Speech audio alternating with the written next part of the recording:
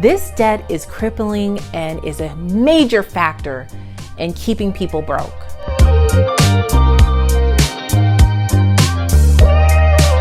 Hi friends, welcome to Moms and Money, where we talk about managing money, making money, and saving money for the women in the household. So today, you guys, we are tackling a big issue. I mean, a major issue all across the United States and really all over the world. And that's student loan debt. Student loan debt is the number one main factor in why people cannot get out of consumer debt, why they continue to struggle, and why, it almost removes people's dreams of even purchasing a home. Now, over on my other channel, Marriage and Motherhood, I created a video called Why the Middle Class Stays Broke, and it was about a article that I read in the Wall Street Journal about how the middle class is getting in more and more debt just to stay in the middle class. And the main culprit and factor about that was student loans, because student loan debt is crippling. It's not enabling you to buy a home. It's very, very expensive. The interest rates are high, and a lot of these student loan debts, the balances are so high. It's like sometimes more than a mortgage. $100,000, $200,000 in student loan debt. And it's really sad. And the article also went and studied between the years of 2013 and 2017, how a shift happened in 2017 about how it was no longer your mortgage that was your main debt in life. It was really student loans. Student loans had surpassed mortgages, and how the cost of tuition rose by 532% in the last, I'd say, 25 years. So that is crazy. So it's much, much more expensive for you to get the same education, say, that you got maybe 25 years ago. But the sad part is that income and job income and people's salaries did not raise hardly any. And so with that, it's like, well, wow, you have to weigh your options. Now, I'm not one to say that college is a waste of time and nobody should go to school and it's a waste of money, because I know there are a lot of people online that say that. I believe in college degrees. I have a college degree. My husband has a college degree. Now, don't get me wrong. I'm not saying that that's the only way that you're able to be successful. It's a fine line that you have to walk when advising young people, maybe your children or young people in your family, about getting a college education, because student loan debt is a real thing. Now, I'm not saying, I know not everybody can afford to go to college without getting student loan debt, but just be conscious about it, because that debt is with you until you pay it off. And actually, in that article that I'm referencing with the Wall Street Journal, a financial analyst with the Federal Reserve said that if the trend continues to climb the way it is, it's going to be a big time luxury in order to buy a home. Now, don't get me wrong, it is a blessing to buy a home, definitely, but it's going to be out of the norm for people to be able to afford to purchase a home. And that's really sad, especially people who make a very decent income, but because they have so much student loan debt, they can't utilize it in any way. So just be conscious of that. All right, so let's talk about how to handle student loan debt and how to really pay it off, okay? Now, the number one thing, I'm not even including this on the list, but the main thing you have to do is to create a budget. I talk about creating a budget in almost every video. I have a series of videos all about creating a budget or budgeting for beginners. You can tap this eye right here to watch it, or you can download my free zero-based budget in the description box to kind of get yourself ahead or to get yourself started. You can use Excel, you could use a planner, you can use my Printables if you'd like, whatever it is, or you could just use a pen and paper yourself or create some sort of system yourself. I know a lot of people have all different types of budgeting ways and budgeting systems, but don't overcomplicate it. You just have to figure out what works for you. And once you figure out what works for you, it becomes easier and easier and easier to create a budget, to fine tune it, to find that extra money to throw at your debt. But it all starts with just creating a budget. So I highly suggest that you at least try to create a budget, stick to it, and don't give up. I know a lot of people get embarrassed when it comes to budgeting, or feel shameful, or maybe because they're having a problem making ends meet, they don't even want to try,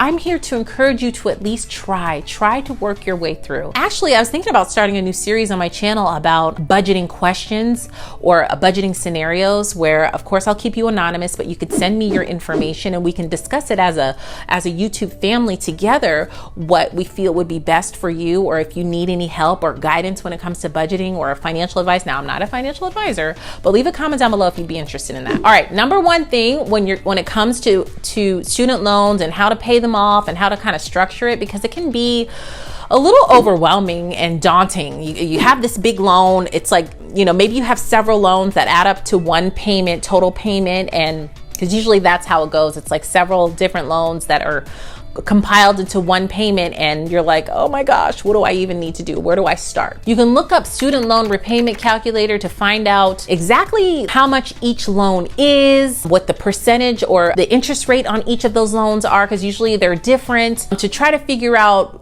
you know, everything that you have. And you know, you just need to face it. Don't ignore it. Don't deny it. I had friends that I went to college with that just ignored all that. They just kept ignoring it, kept deferring their loans, and unfortunately it just got really out of hand. So definitely don't ignore it. Log in, look at your balances, look to see what your interest rates are, how many student loans you have, just to organize it all in one place. I created these student loan printables to help anyone who's trying to organize their student loan debt, who's trying to create maybe a repayment plan for their student loan. Maybe you feel a little overwhelmed, and these printables, I hope, will help you to organize your thoughts, organize what your plan is, and to take action on your student loan. So let me zoom in a little bit. So the first sheet is the student loan info sheet, where you're going to list all of your student loans. Remember earlier in the video, I said usually you have one student loan payment, but there are several loans broken down to make that one payment. So here's where you would put all of your information on those individual student loans. I know for me personally, I had two, but I made one payment, but you know, there were two of them. Here is where you'd put your due date, the creditor, the balance, the APR, all that information. I have a notes section here. I always try to add a notes section because maybe you're in the process of refinancing, or maybe you're going to be getting some new information. You want to track that down here. The second sheet here is the student loan payoff sheet. So you would want to print one of these, and which, by the way, if you want to download this is part of my budgeting printables template. The link is in the description box. So for a few bucks, you'd have all of my budgeting printables, budget by paycheck. It's several pages here if you're interested. Again, the link is in the description box. The student loan payoff is, you would want to print one of these sheets for every single loan that you have listed here. So if you have 3 different ones, you would want to print this out 3 times. So you'd have the creditor here, the APR, and what your starting balance is as of right now. You'd have the date here, your balance, the amount paid, and your ending balance, to just try to show you the progress that's been made. Again, remember, you want to make any extra payments towards the principal only, and you have to be very clear on that when you send those extra payments. But any payment here you want to list, and you want to list the ending balance. And again, we have a notes section with any extra information you need on here. And in order to motivate you, this is a tracker that you can color every time. So what you'll want to do is you'll want to define a small milestone. Let's say you have a $10,000 balance on your student loans. That's all your student loans together. So maybe one of your small milestones is every single time you pay $150 towards the principal, you can color this in. So you can color it in all different colors or anything, because there are 66 of these boxes, so you can define it. Maybe you want to do $500, or maybe you want to do $100, whatever you want to do to like motivate yourself to color this in. So if it's $150, you would write 150 and then color this in whatever color you want to. And then in the middle, I just have this motivating 2 boxes just to tell you to keep going, to work towards your goal, because it's totally worth it. And once you're all paid off, all of these sheets will be colored in. So it's just a tracker, a fun way to kind of track it and to motivate yourself. I know little things like this actually motivate me, and it's very motivating for you to know that every single time you work a little closer to your goal, it's a little reward to be able to color one of those hexagon boxes in. So this is the student loan printables package. Again, the link, all the information will be in the description box. So a couple of days ago, I came across this article in Forbes, and it's called Federal Student Loan payments officially suspended until 2021. Zero interest, no collections, and non-payments count towards forgiveness. This is huge, okay? And I will link the article in the description box. This is huge because basically what this article is saying is that you'll have zero interest until September 2020. So the CARES Act, which I talked about before in a previous video, which basically is just relief to people who has had income loss since COVID-19, and several other things are included in this CARES Act. You can tap this eye right here to watch the video where I talked about it. But the memorandum suspends payments on federally held student loans until September 30th, 2020. So during this time, collections on defaulted loans were halted and non-payments counted toward the 120 payments required by Public Service Loan Forgiveness Program, and as payments required for other forgiveness under any income-driven repayment plan. Basically, with all these uncertainties, it says it provides deferments to borrowers as necessary to continue the temporary cessation of payments and the waiver of all interest on student loans held by the Department of Education until December 31st, 2020. So that's the rest of the year. It was September 20th of 2020. Now it's been extended to the end of the year. Definitely take a look at this article, read it, call your creditors and find out how this will affect you and what this means for you. By law, they have to tell you about it. So definitely do your own research, read this article, find other articles to read about, because you could be saving money during this time. Can you imagine any extra payments that you're gonna make, or any payments period? It's going to be zero interest charge. So it's gonna go straight to your principal. So if you can swing it, definitely pay as much as you can now until the end of the year. All right, so what you wanna do is you wanna enroll in auto pay if you can. If you can enroll in auto pay, a lot of times they will lower your interest rate if you enroll in auto pay, and you wanna make sure that you have the lowest interest rate, because that really affects how much you're actually paying back in the long run. So see if you can possibly enroll in auto pay, so that you know that the payment automatically goes, even if it's just the minimum payment, go ahead and enroll. And then you can also, obviously pay extra payments toward the principal, but make sure you enroll in that, because every little discount they offer, you want to go ahead and take it, with exception to some of them. Like, they'll pay your student loans off if you work in a certain career, or if you take a certain job with the government or anything like that. I'm excluding those, but like any kind of little break, like, oh, there's a quarter percentage reduction in your student loan rate, interest rate, if you enroll in auto pay. So definitely take that up, because listen, at this point, every single penny counts. Number two, you want to make extra payments the correct way. So you don't want to just make your extra payments and just send it in. No, you want to indicate which extra payment goes to which loan, and you want to indicate that it goes to the principal only. Because a lot of times if you make extra payments, they're just going to apply that to future payments, to future payments, to future payments. You don't want to do that. You want to pay this sucker off as fast as you can. So you want to indicate, that's why it's important to log in, look at your loan, see, what has the lowest interest rate, which one has the highest interest rate. And the one that has the highest interest rate, you want to go ahead and pay your extra principal payments to that loan, because it's going to help you in the long run pay less. So you want to target the loan with the highest interest rate. You want to make those extra payments to the principal only. Third, maybe you need to refinance. If your loans the interest rates are way too high, maybe you can consolidate them, and it makes more sense to consolidate them and make them a one jumbo loan or one lump loan with a lower interest rate. That'll help you in the long run to pay it off faster and to actually pay less money.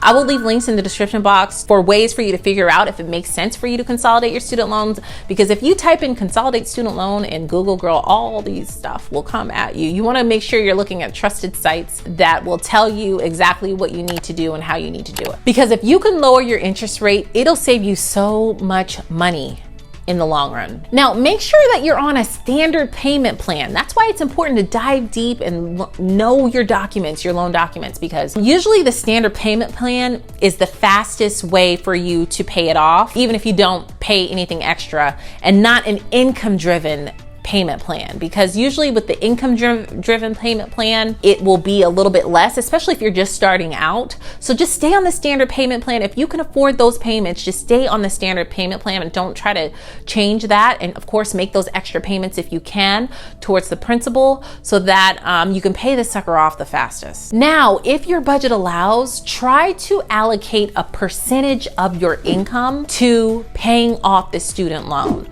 So instead of just paying of course, you're enrolling in auto pay, you're going to pay your minimum payment, then go back into your budget. Really dive deep on your budget, y'all.